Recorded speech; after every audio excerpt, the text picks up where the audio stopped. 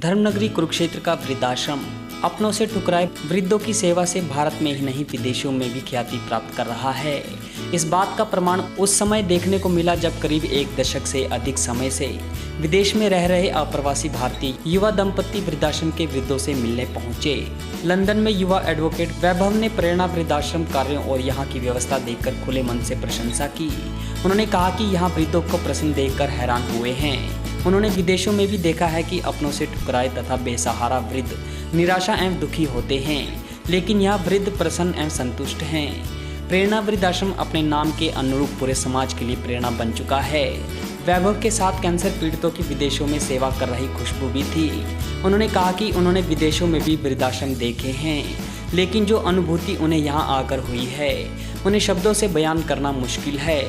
वास्तव में प्रेरणा वृद्धाश्रम अपने नाम के अनुरूप प्रेम एवं सम्मान का प्रतीक है। यहाँ वृद्धों का ही सम्मान नहीं बल्कि देश के लिए शहादत देने वाले शहीदों की यादों के साथ आध्यात्म का केंद्र भी है। प्रेरणा वृद्धाश्रम में विदेश से आए अप्रवासी भारतीय वैभव और खुशबू का प्रेरणा के संस्थापक जयभवन सिंगला, आशा सिंगला, प्रेरणा संस्था की अध्यक्षा रेणु खोकर व डॉक्टर केवल कृष्ण सहित अन्य सदस्यों ने स्वागत किया।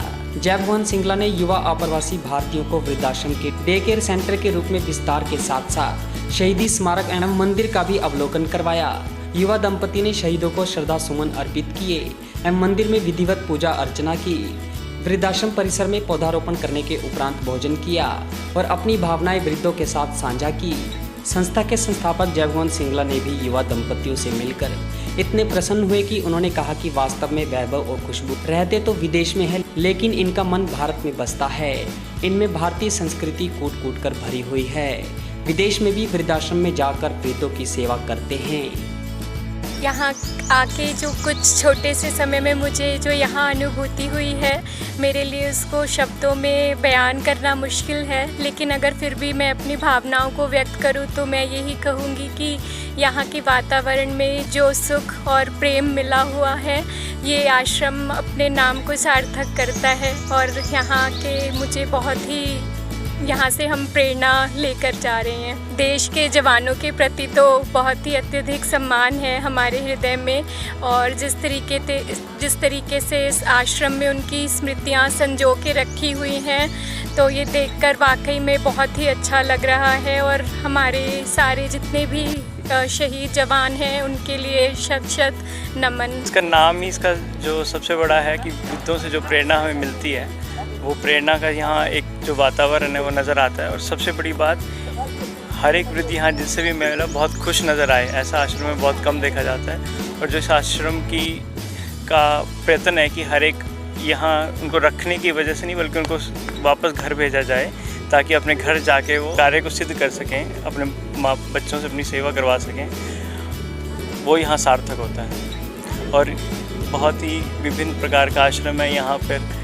शहीदों के लिए भी देवी मंदिर है और संपूर्ण आश्रम है। खुशी है कि आज हमारे बीच दो हमारे ऐसे बच्चे विद्यमान हैं जो रहते तो फॉरेन में है, लेकिन उनका दिल जो है ना वो हिंदुस्तान में धड़कता है। ये बेटा हमारा लंदन में है लगभग 14 साल से, और ये हमारी बेटी जो है ना खुशबू, ये 11 साल से चेकोस्लोवाकिया जिसको कहते हैं ना, चेक रिपब्लिक हो गया वो, ये वहाँ पे कैंसर रिसर्च में लगी हुई है।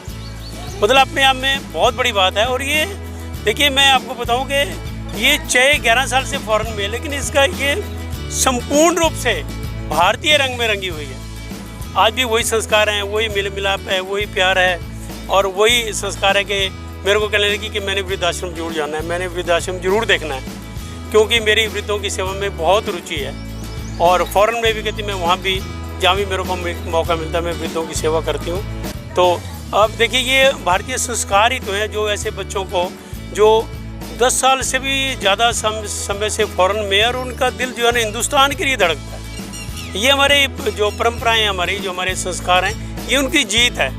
और ये दोनों जो है ना, ये उसका एक एग्जाम्पल है, एक मजबूत एग्जाम्पल है कि हम कहीं भी जाएं, हम हिंदुस्तानी कहीं भी जाएं, कहीं भी रहें, कहीं भी पढ़ें, लेकिन हम हमेशा हिंदुस्तान के लिए सोचते रहेंगे। हमारा दिल हमेशा हिंदुस्तान के लिए धड़कता रहेगा।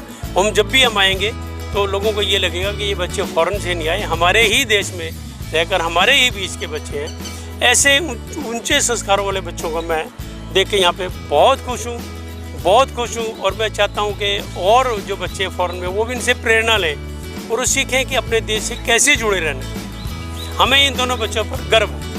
ये हमारा परम सौभाग्य है कि हमारे जो संस्था है उसकी ख्याति दूर दूर तक फैल गई है। और आज इसी श्रृंखला में एक दंपति जो है वो विदेश से आए हैं हमारे आश्रम को देखने के लिए, और हस्बैंड उनके जो है वो एडवोकेट हैं और जो वाइफ है वो कैंसर पीड़ितों के लिए काम कर रही हैं। ये हमारे लिए बहुत ही फ़ख्र की बात है कि वो आज यहाँ आए, इन्होंने हमारे आश्रम को देखा, सराहा, भूरी भूरी प्रशंसा की, बुजुर्गों से मिले। हमारे बच्चे ये बाहर फ़ॉरेन में रहते हैं और यहाँ का इन्होंने नाम तो सुना था, पर आज ये प्रेरणा वृद्धाश्रम में आए हैं। वृद्धों से मिलके सारा देख के इनको बड़ा अच्छा लगा और हमें भी बड़ा अच्छा लगा। इनके बाहर रहने के बाद भी संस्कार ऐसे इतने अच्छे हैं कि यहाँ से ये जुड़े हुए हैं। वस्तुतः भारतवर्ष इस बात के लिए प्राचीन काल से ही प्रसिद्ध रहा है कि यहाँ के आध्यात्म को, यहाँ के ज्ञान को, यहाँ की प्रकृति को, यहाँ की संस्कृति को देखने के लिए कितने लोग आए हैं। रेनेसांस आया है, वास्को डी गामा आया है,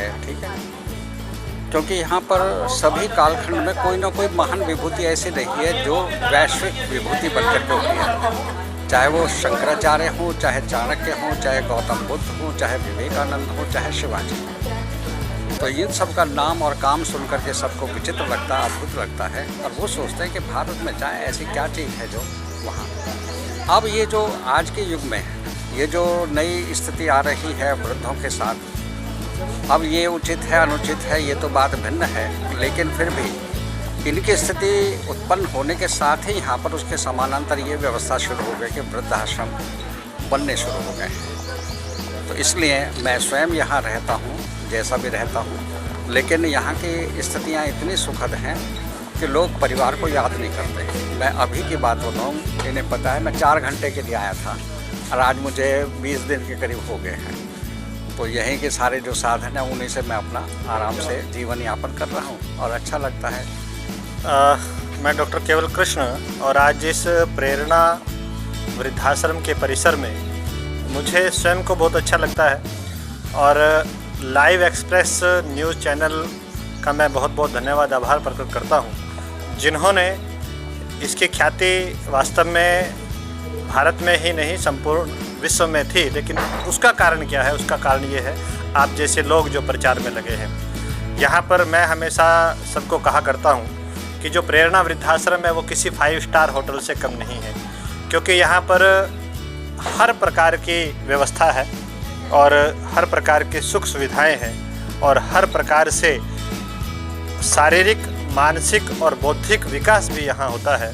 तो उस दृष्टि से मैं कहता हूँ कि सब लोग आकर्षित होते हैं यहाँ आकर के, चाहे वो भारतीय है चाहे वो विदेशी है, और इसकी ख्याति इसी प्रकार से बढ़े।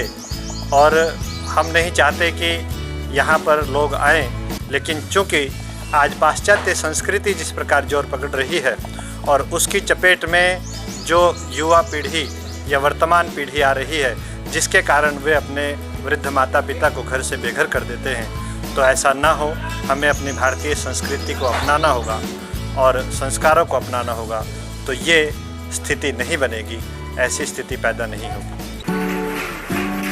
खादी, खादी एक विश्वास, खादी एक विचार, खादी एक संस्कृति और खादी एक मुस्कान। खादी जो आजादी से पहले हमारे साथ थी और आज भी है। गांधी जी का सपना है खादी। प्रधानमंत्री मोदी जी के आत्मनिर्भर भारत का विशेष हिस्सा है खादी। तो आइए इसी सपने को साकार करने के लिए हम भी अपनाएं खादी, हमारी स्वदेशी खादी, हमारे देश में बनी हमारी अपनी खादी। इसलिए एक एहसास है खादी। हमारे जीवन में रंग बिरंगे रंग भरने आई है खादी। आपके अपने शहर कुरुक्षेत्र में गांव मिर्जापुर आपके लिए लेकर आया है खादी के बने एक से बढ़कर एक डिजाइन, कलर्स व सभी प्रकार के वस्त्र। इतना ही नहीं, खादी ग्रामोद्योग भारत के बहुत से प्रोडक्ट जो आपकी त्वचा व शरीर के लिए उपयोगी हैं, जो आपको दें एक प्राकृतिक सुंदरता का एहसास। एक बार अपना कर तो देखिए खादी इंडिया।